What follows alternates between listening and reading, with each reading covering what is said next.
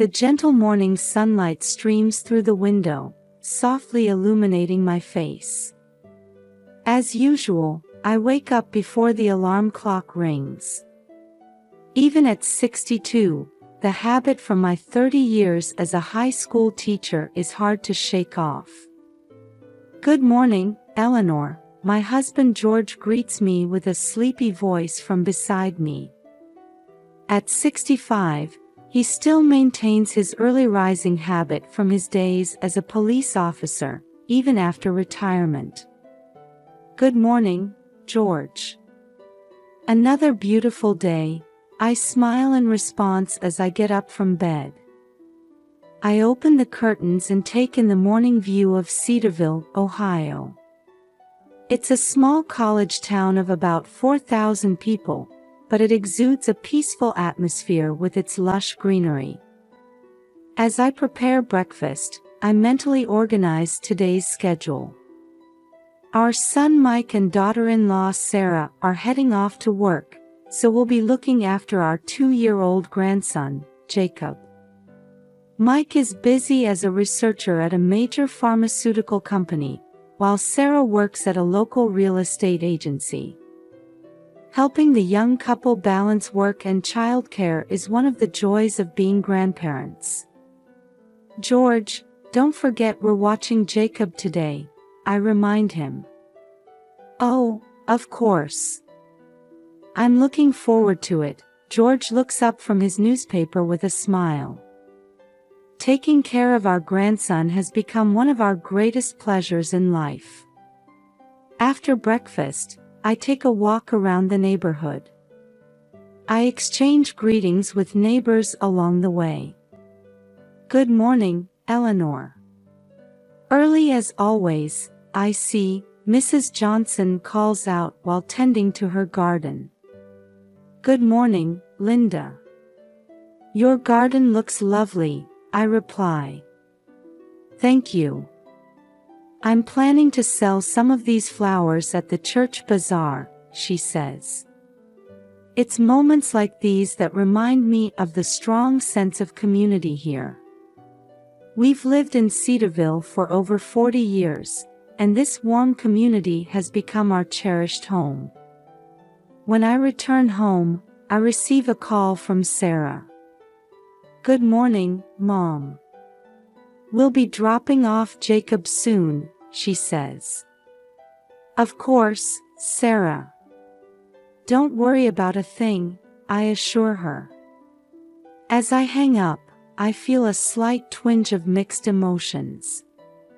My relationship with Sarah isn't bad, but sometimes I sense differences in our values. We occasionally disagree on small things like child-rearing methods or household role division. However, for the sake of family harmony, I always try my best to be understanding.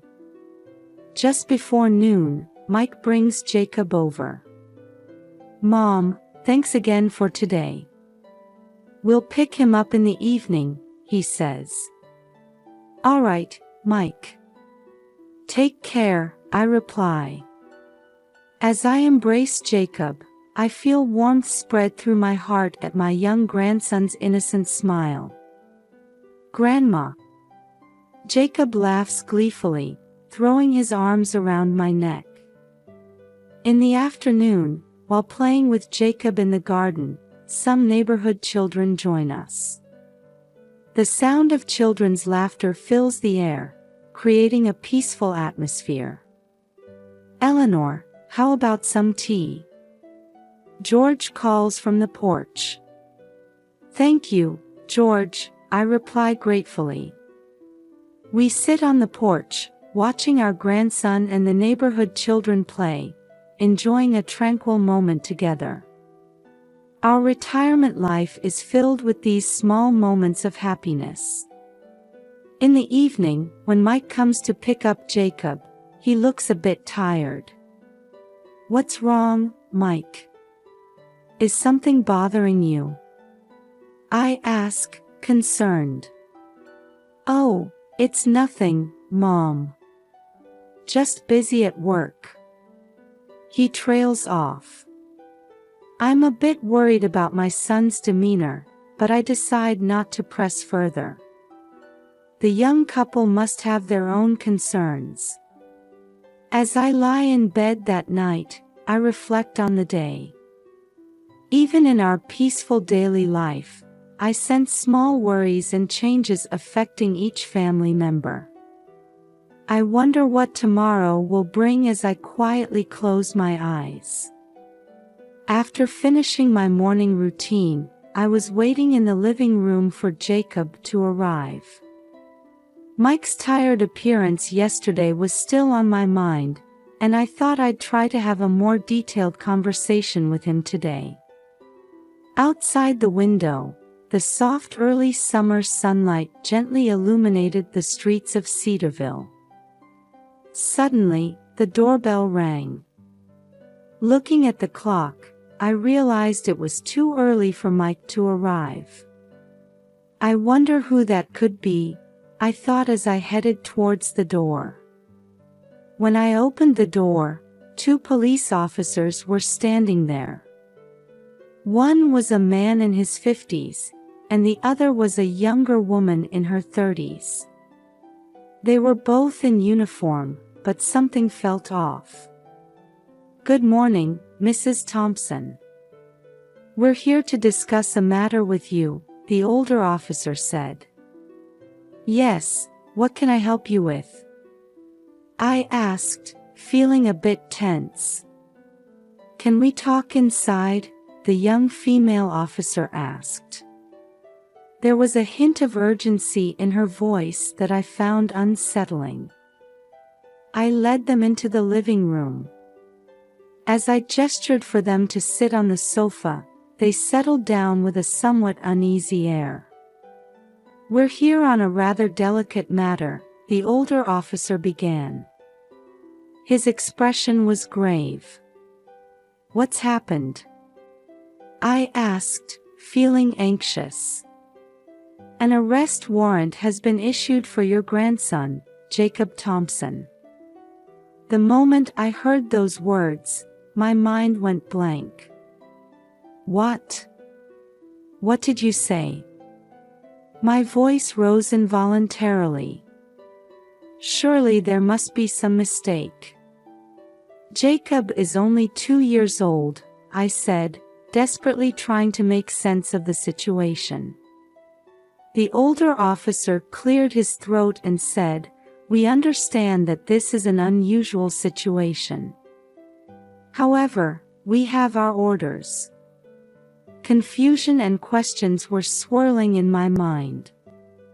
An arrest warrant for a 2-year-old child. How could that be possible? Even when George was in the police force, I'd never heard of anything like this. What exactly is he being charged with? I asked, trying to maintain my composure. The young female officer answered, "We can't disclose the details, but we have information suggesting involvement in a serious economic crime." Hearing those words, I became even more bewildered. A 2-year-old child involved in an economic crime. It made absolutely no sense. This must be a mistake. Jacob is truly just a 2-year-old child. He can't even count money by himself, let alone commit an economic crime, I explained desperately. The 2 officers exchanged glances. I sensed something akin to nervousness in their demeanor.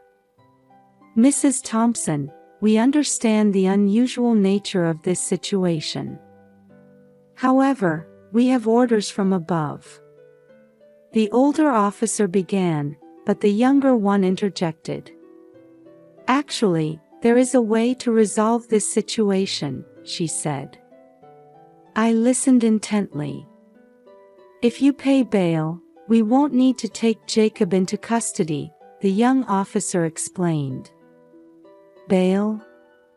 How much?"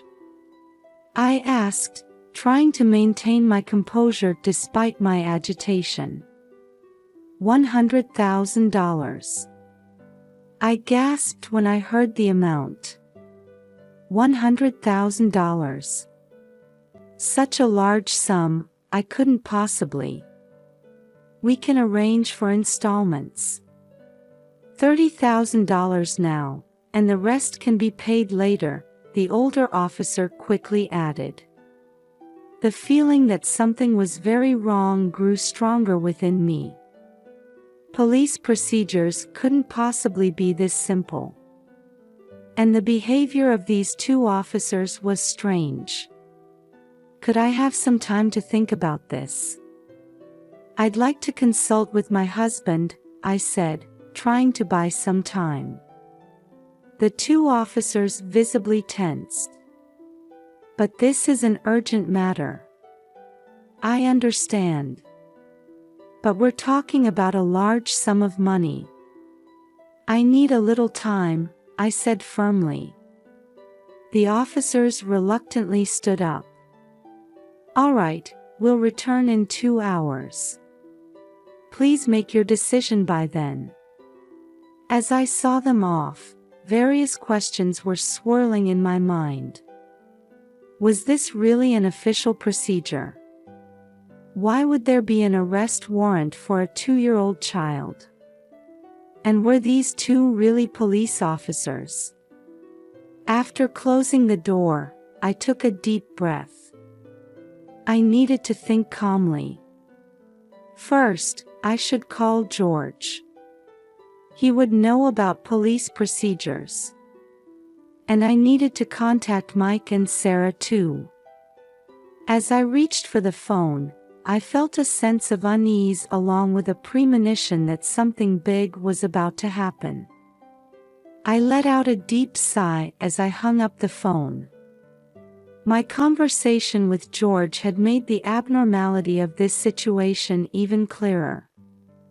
Eleanor, listen carefully. George's voice had maintained its usual calm. First of all, it's almost impossible for an arrest warrant to be issued for a 2-year-old child. Also, the police would never directly demand bail money. This is most likely a scam. Recalling George's words, I started jotting down notes. I listed the suspicious points about the two individuals posing as police officers, the slight oddity in their uniforms, their nervous behavior, their demand for immediate bail payment.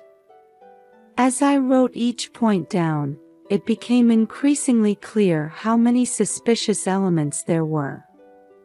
Looking out the window, I saw Mrs. Johnson working in her garden. She might have noticed something. I went out to the garden and called out to her over the fence. Linda, do you have a moment? What is it, Eleanor? Is something worrying you? Mrs. Johnson approached, taking off her soil-covered gloves. I briefly explained the situation. Mrs. Johnson's expression changed to one of surprise and concern. Oh my, what a terrible thing. She frowned. Come to think of it, I did see an unfamiliar car parked earlier. It looked like a police car, but something seemed off about it. My heart raced at this information. What kind of car was it? Mrs. Johnson provided me with details. The make, color, even part of the license plate number. I hurriedly wrote it all down. Thank you, Linda. This is very helpful. Back in the house, I tried calling Mike. But there was no answer. I left several messages on his voicemail, but received no response. Anxiety spread through my chest. Next, I tried calling Sarah, and she answered immediately. What is it, Mom? There was an odd uneasiness in Sarah's voice. Sarah, something serious has happened.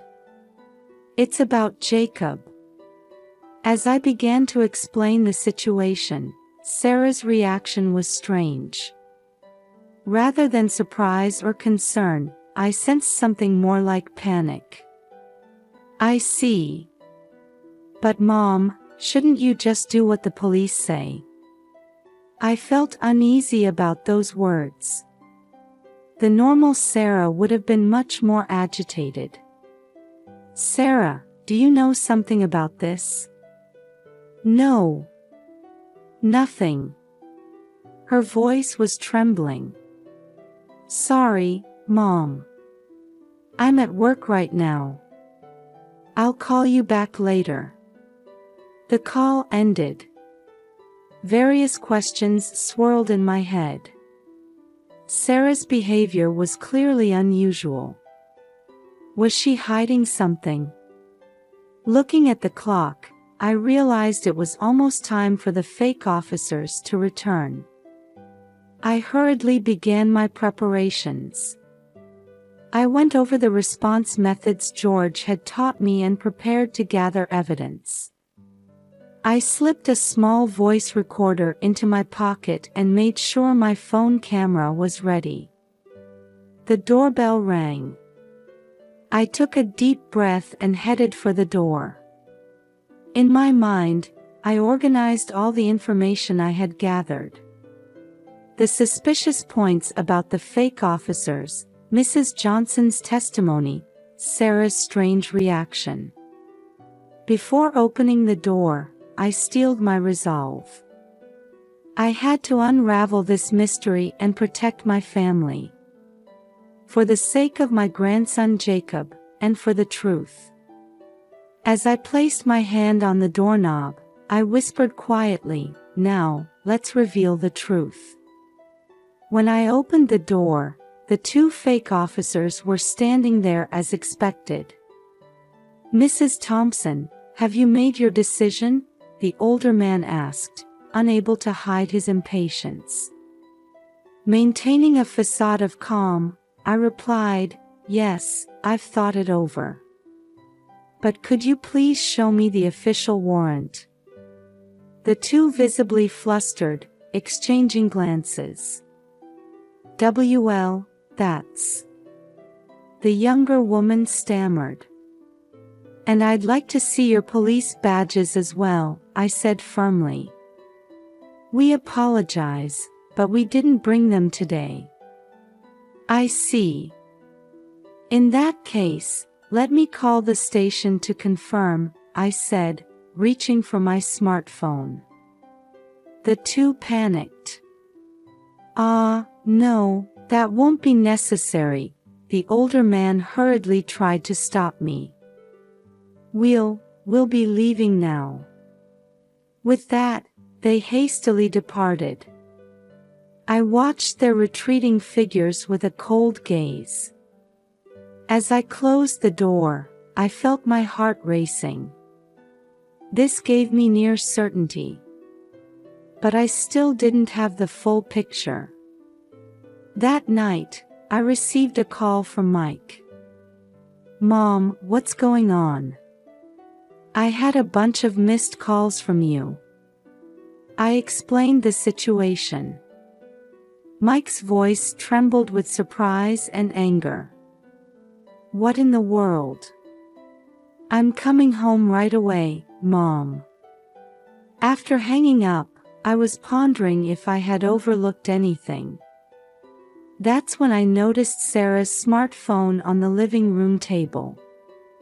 She must have forgotten it in her haste to leave earlier. I hesitated.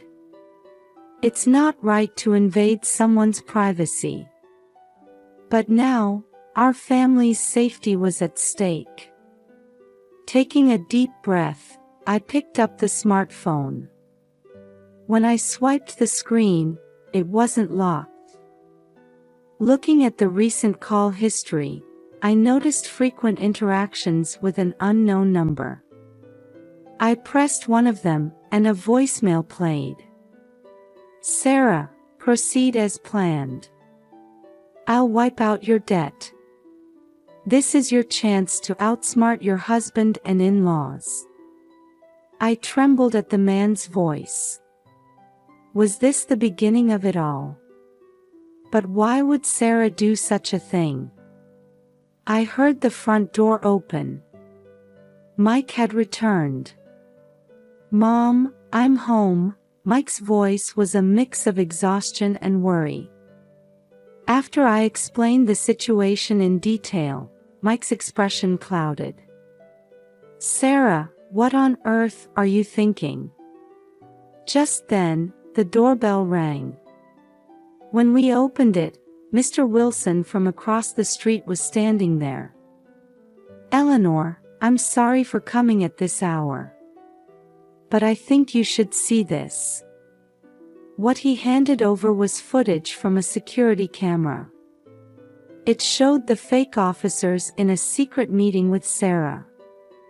I thought this looked strange, so I checked it out. Don't you think this is odd?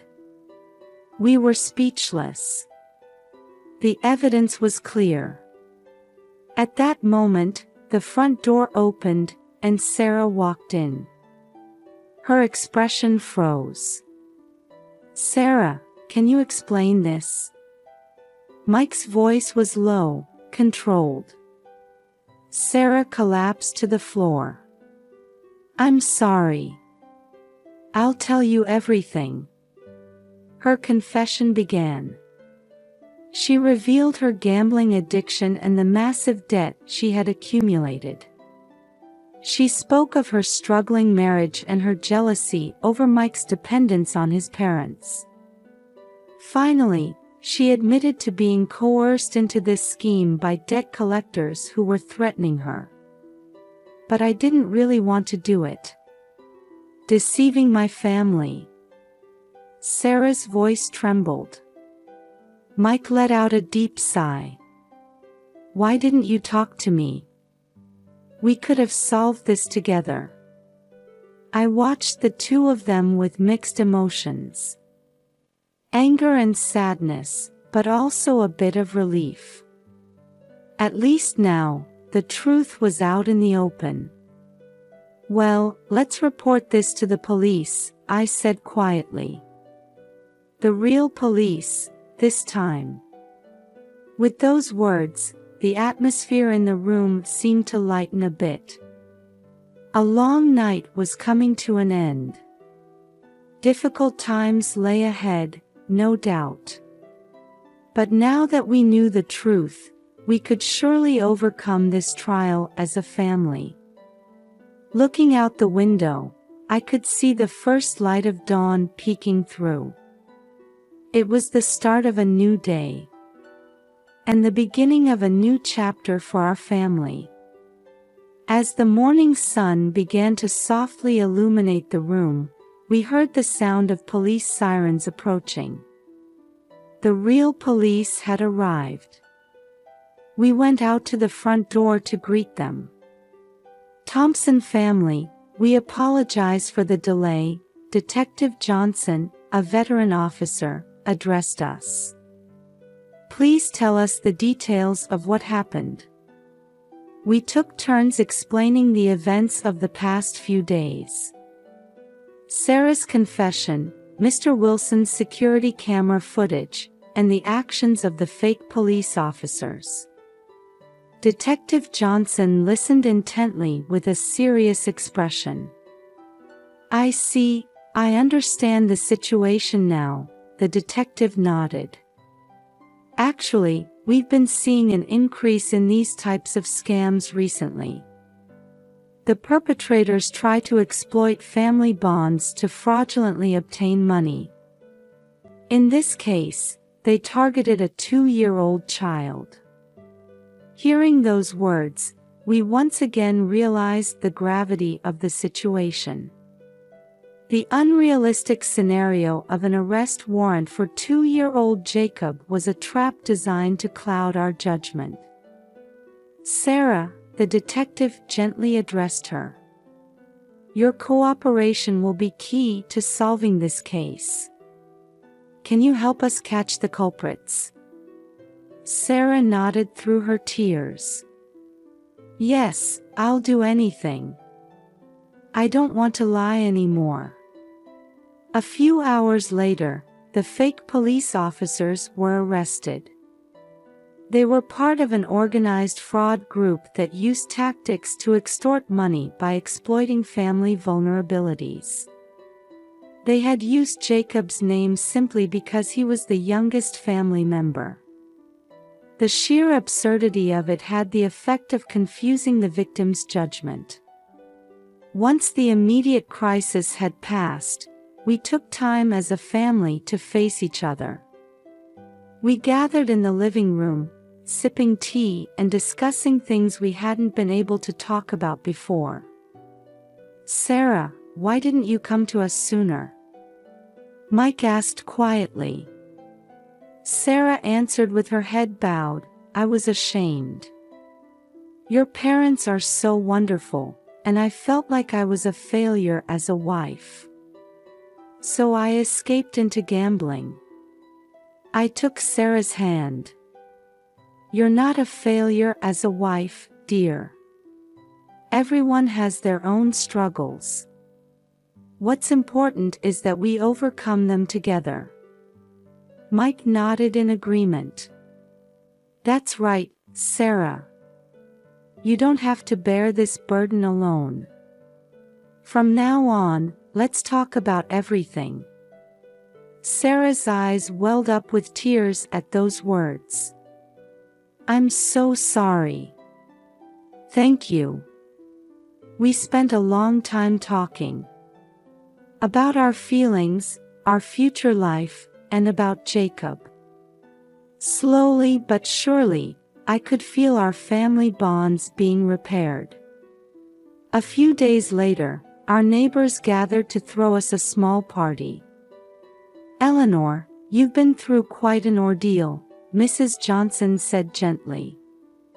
We made it through thanks to everyone's help, I replied, filled with gratitude. Mr. Wilson approached us too. I'm glad that footage was useful. If you ever need anything, just let me know. I felt a warmth in my chest, touched by the kindness of our community.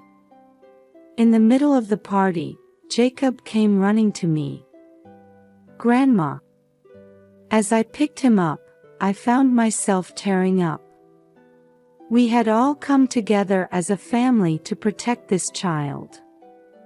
That night, I stepped out into the garden alone to look at the stars. The events of the past few days flashed through my mind like a slideshow. Fear, anxiety, anger, and finally, the relief and hope that followed. I've never felt the importance of family so strongly before. There's no such thing as a perfect family. But by understanding and supporting each other, we can overcome any difficulty. That's the true strength of family. This ordeal taught me that. From inside the house, I could hear the laughter of Mike, Sarah, and Jacob. I took a deep breath and looked up at the starry sky once more. Thank you, I whispered softly.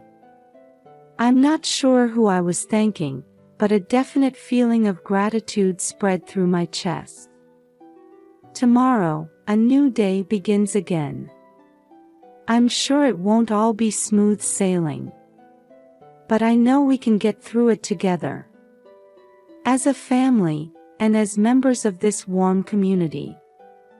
I quietly returned to the house. It